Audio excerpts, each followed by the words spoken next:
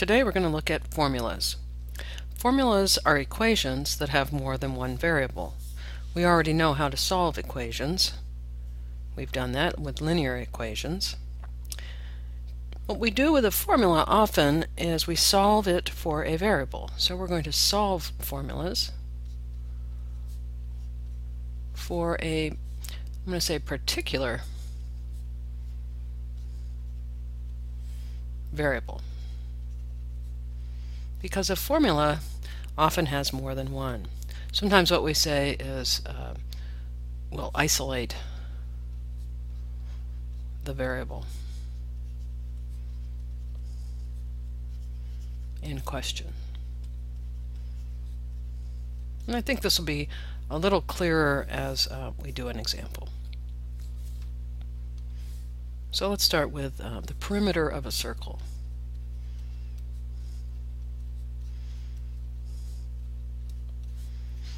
This is given to us by a formula. Let me see if I can draw a circle.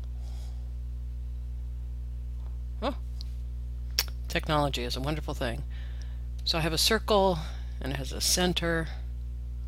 Do that, and it has a particular distance radially from the center to the outside, and we normally call this the radius, and we'll give it a symbol small r. The formula for the perimeter, now the perimeter, P, is the distance all the way around this circle. As if we were going to put a circular fence around there, we'd have to know how much.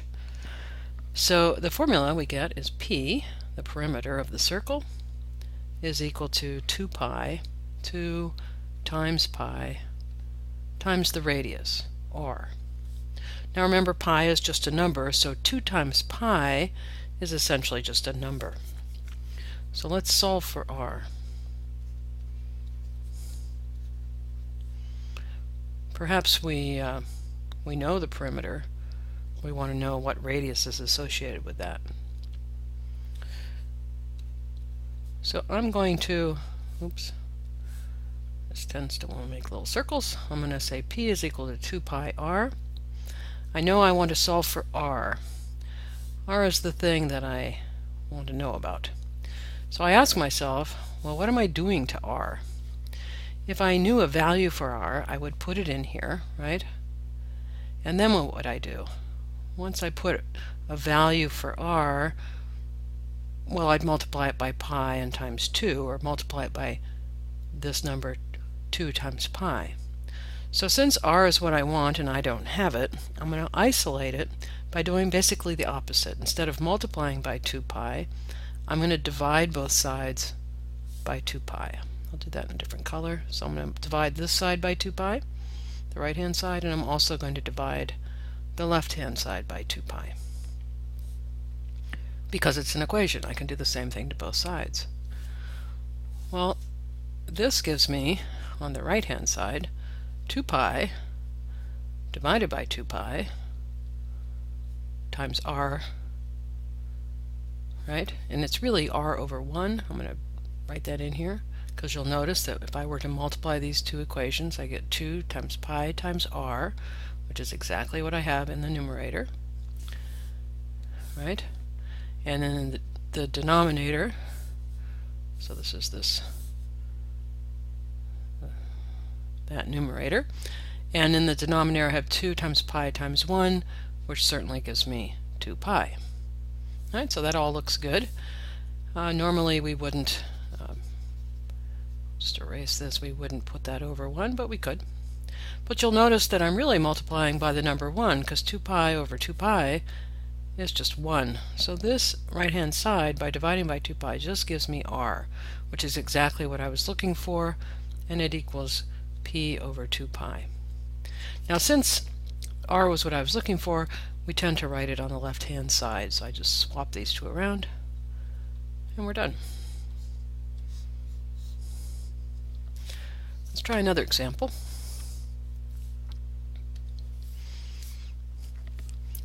Let's try the formula P is equal to C plus M times C.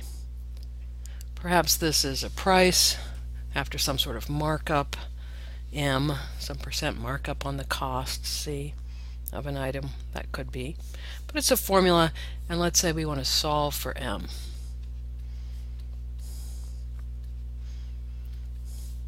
So again, one way to look at this is to say, what is happening with M? So what are the operations on M? So if I knew M, what would I do?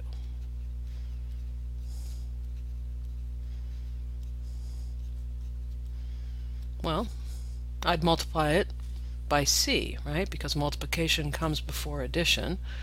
So I'd multiply by C, and that would give me M times C, right? And then I would have to add C to it again. So the second thing I would do is I would add C.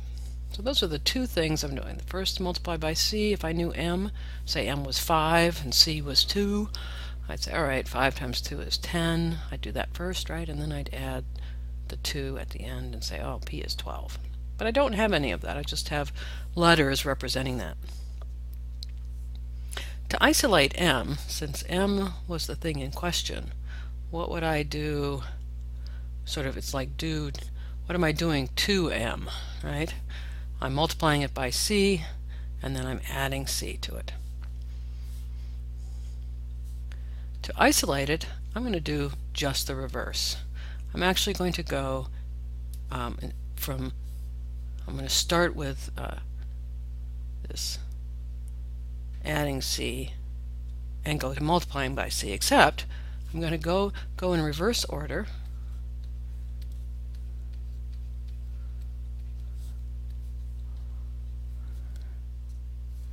with the opposite operation.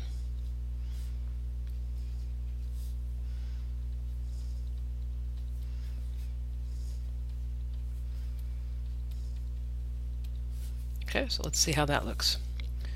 So I start with P is equal to C plus M times C. So I'm going to start here with number 2, add C, and instead of adding, I'm going to do the opposite operation. So I'm going to subtract C again from both sides because I have an equal sign. This hands me P minus C on the left-hand side. And on the right-hand side, as usual, my C and minus C add up to 0, so they kind of go away, and I'm left with M times C. So that was number 2, because I'm going in reverse order. I'll start with 2 and go and do the opposite operation. So instead of adding C, I subtracted C. Now the first step was to multiply by C. So what's the opposite of multiplication? Division. So I'll say, all right, well now I'm going to divide both sides by C. Divide by C.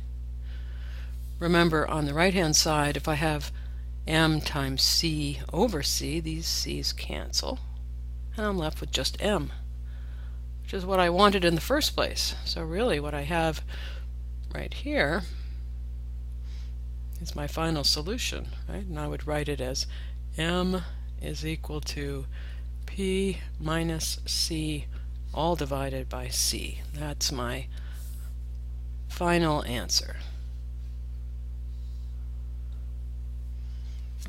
Good.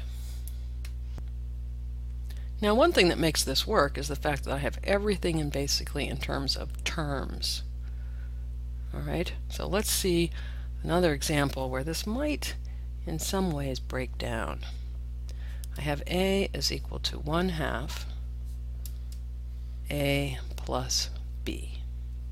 Now remember, algebra is case sensitive, mathematics is case sensitive, so this capital A is different. It's a different value than A. And let's say I want to solve this for small a. So we're going to solve for small a. Now if I look at what I'm doing to A, the first thing I'm going to do is add B and then multiply by 1/2. But I can't really subtract B. If you stare at this for a minute, how am I going to subtract B from the right-hand side? That's a little tough. So again, just like solving linear equations that we did before, again, I'm going to get everything into terms. So I'm going to say A is equal to 1/2 A plus 1/2 B. Now I can say, all right, well, if I knew A, I would first multiply by 1/2, right? And then second, I would add 1/2 B. So I'm going to go in the opposite direction, right? I'm going to start with 2 and then do 1. Kind of an odd way of writing it, but anyway, I hope you understand what I'm saying in terms of going in the opposite direction. So I'll write down this equation again. Capital A is equal to 1/2 A plus 1/2 B. So the last operation I did was number 2, which was to add 1/2 B. So that means I'm going to do the opposite, which is subtract 1/2 B. I want to remove it from this small a. Alright, so that gives me A minus 1/2 B is equal to 1/2 A, because clearly these add up to 0. Then I go to the second piece, which was the first thing I did, which is multiply by 1/2. So now I want to divide by 1/2. If I divide by 1/2, the 1/2s cancel, and I'm left with small a. A then is equal to A minus 1/2 B all over 1/2. Well, isn't that messy? Let's see what we can do to fix that. Dividing by 1/2 is the same as multiplying by what number? Do you remember? The reciprocal, right? So I'm dividing by 1/2, I'm multiplying by the reciprocal of 1/2, which is 2. So this is the same as 2 times the numerator, A minus 1/2 B. Let's distribute that 2. I get 2 times A minus, a positive times a minus, well, 2 times 1/2 is just 1. Oh, that's much better.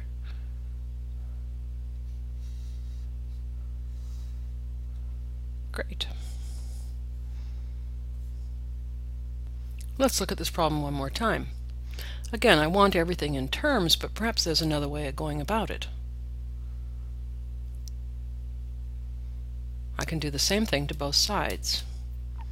This 1/2 is in the way. I still want to solve for little a, right? This is what I'm trying to find. But this 1/2, if only that wasn't there. So let's multiply both sides of this equation by the number 2.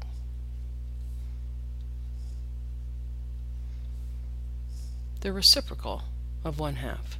Over on the left I get 2 times A, and notice that this 2 times this 1/2 become 1, and I can multiply these two together because multiplication is commutative. Oh, so that just leaves me with little a plus b on this side. Well, clearly I can just subtract b now. So 2a minus b is equal to little a. Another way of doing this problem, I think perhaps this way might even be a little nicer, and just because I'm picky, I need to write it the other way, since a was what I was looking for. But we get the same answer. Again, we're always trying to get the variable we're solving for as a term by itself.